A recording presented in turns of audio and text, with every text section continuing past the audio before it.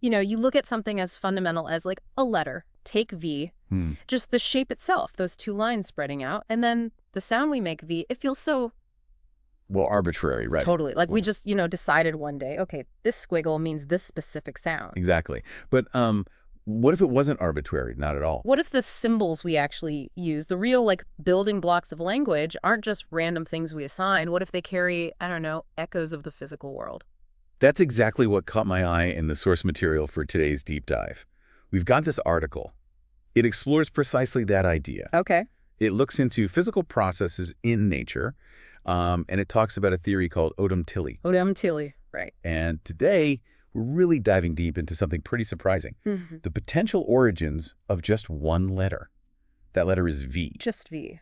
Interesting. So the central idea from this source, it's pretty remarkable, actually. It suggests the letter V, both its shape, visually, and its sound, the phoneme V, might be fundamentally rooted in watching nature. Specifically, how wind interacts with trees. Wind and trees, seriously. For the letter V, that's wow. Yeah. Okay, so the mission for this deep dive, then, is to unpack this.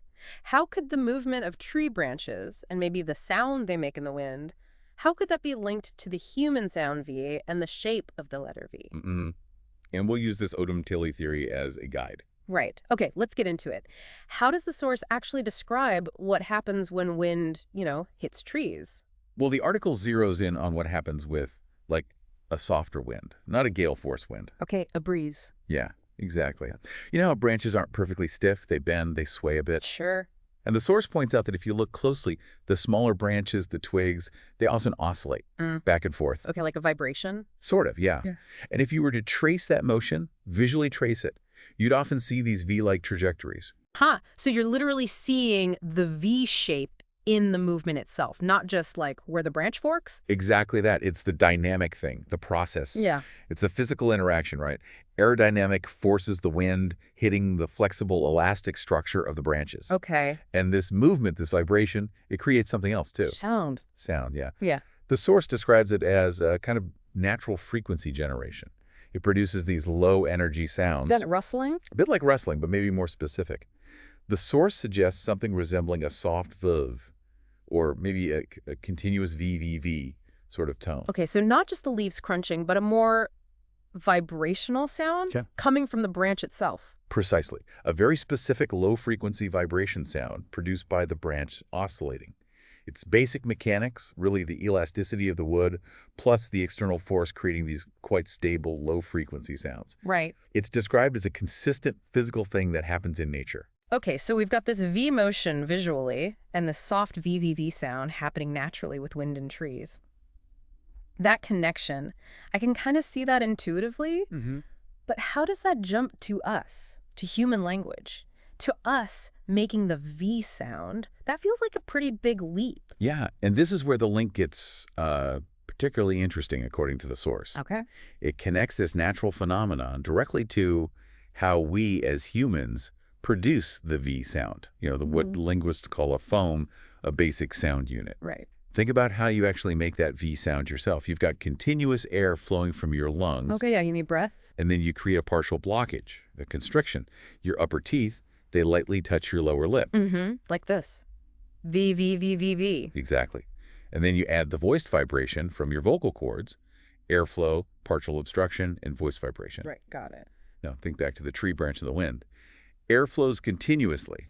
That's the wind. Check. There's an obstruction of the branches themselves. And vibration happens as energy disperses through those flexible branches and twigs. Oh, wow. Okay, I see it now. It's not just that the sound is similar or the shape is similar. It's the mechanism. Yes. Both the tree branches in the wind and our mouths making the V sound are basically producing vibration caused by air moving past some kind of obstruction. That's precisely the argument the source puts forward. It's not just like a coincidence, an acoustic similarity. Right. It's rooted in a shared logic of how vibration and energy transfer work physically, whether it's a tree branch or our own vocal tract. That's wild. What's really striking is that our physical action, making the V sound, seems to mirror that physical event out there in nature. That really is incredible. Okay, so the connection for the sound is about the process, the mechanism of creating vibration with air. Makes sense.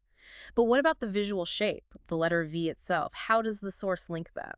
Well, the source connects the visual form, the letter V, directly to that motion instruction we were just talking about. Swaying. Yeah. The standard V shape, two lines diverging from one point, is seen as kind of an iconic representation of those branches moving outwards, swaying in opposite directions. Ah, okay. Like capturing a snapshot of that V-shaped oscillation. Exactly. Or maybe symbolizing the whole idea of divergence or openness that's inherent in that movement. It's like the letter becomes a symbol of the sway itself. Or the fork in the movement path. Precisely. And this visual form lines up really nicely with the theory the source introduces Odam Tilley. Right, you mentioned that earlier, Odam Tilley. Yeah. Odam Tilley basically proposes a different way of thinking about language origins. Different from the standard view that sounds, phones, are just arbitrary labels we stick on things. Okay, so not random. Not random, according to this theory. Instead, it suggests language emerges from these deep interactions between the human body, our senses, our movement, our whole sensorimotor system, and the fundamental patterns we perceive in the natural world. Huh. So our early ancestors weren't just like sitting around deciding sounds and shapes randomly. Their bodies and senses interacting with the environment were actually shaping the very building blocks of language. That's the core idea of Odam Tilley, as the source describes it. So in this framework, the V sound and the V shape, they don't just represent some abstract concept. What do they do then? They potentially symbolize gentle vibration, natural flow, rhythmic continuity, things like that. Their formation, the theory goes, is rooted in that early human experience of just observing and interacting with nature. Seeing the wind, the branches? Seeing the wind, seeing the branches sway, noticing how soft energy creates this specific kind of movement and sound. The source actually quotes the theory saying something like, and I'm paraphrasing a bit here for clarity, Go on. that phones and letters aren't random, but they arise from fundamental patterns in the environment which humans perceive and then map through sound, movement, and meaning. Mapped onto human perception through sound, movement, and meaning. Wow, that quote really ties it all together, doesn't it? It does. It's not just seeing a V shape somewhere or hearing a VVV sound in the wind. It's about the meaning or the concept that's kind of inherent in that natural event. The gentle, continuous vibration, the airflow, the flexibility. Exactly. And this whole perspective, it raises some big questions, Yeah. about the philosophy of language, how our minds work. How so? Well, if our speech sounds, our phonemes, are even partly shaped by our physical interaction with the world, by observing it, Yeah.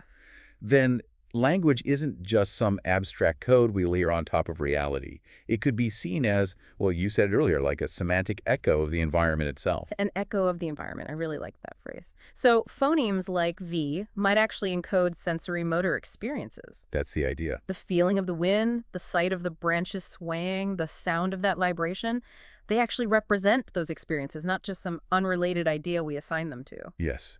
And the source even hints at, like, practical applications. Oh. It suggests that maybe understanding and even teaching language through these kinds of natural parallels, explicitly connecting wind and tree motion to the letter V, for example, might give a stronger cognitive grounding for learning language. That makes sense, like making it less abstract for kids. Could be, yeah. Potentially really relevant for education. And maybe even for developing things like cross-modal AI systems. Systems that need to understand human language in a more sort of embodied way. That really does flip the script on how we usually think about language, doesn't it? It does. We tend to treat it as this purely abstract thing, a cultural invention. But this suggests language actually grows out of the physical world and our fundamental experience of being in it. Precisely. The letter V isn't just a squiggle or a sound. Through this lens, it reflects a basic physical interaction, wind meeting an organic structure, and that interaction produces both shape and sound together. Right. The V foam, from the way branches sway to the buzz on our lips when we make the sound, it sort of serves as an archetype of vibration, one that's rooted right there in nature. So this deep dive, looking at this source and the Odam Tilley theory, it really makes a pretty compelling case that language is far more connected to the natural world and our experience of it than maybe we ever imagined. Connected not just in like sound or shape, but potentially in its very structure, its meaning, and how it's embodied in how we perceive things and how we vocalize. Wow. Okay. So, you listening, you've seen the shape of the letter V your whole life. You've made the sound V, but now maybe you'll hear and see them just a little bit differently. Yeah, this perspective definitely challenges that conventional idea that language symbols are purely arbitrary. It suggests a much deeper, embodied connection to the world around us, a connection perhaps we've just forgotten over time. So here's something to maybe think about as you go about your day. If the sound and shape of something as basic as the letter V could maybe originate from something as simple, as universal as wind swaying through trees, what other sounds or letters in our incredible complex languages might also carry echoes of natural phenomena or embodied experiences that we've kind of lost touch with? It makes you wonder. It really does. So the next time you see trees moving in the wind, or maybe you hear a sound of gentle vibration, perhaps you'll hear or see a little bit of V's in it, and maybe, just maybe, you'll start listening and looking at the world around you a little differently, searching for those hidden connections potentially embedded in the very language you speak every day.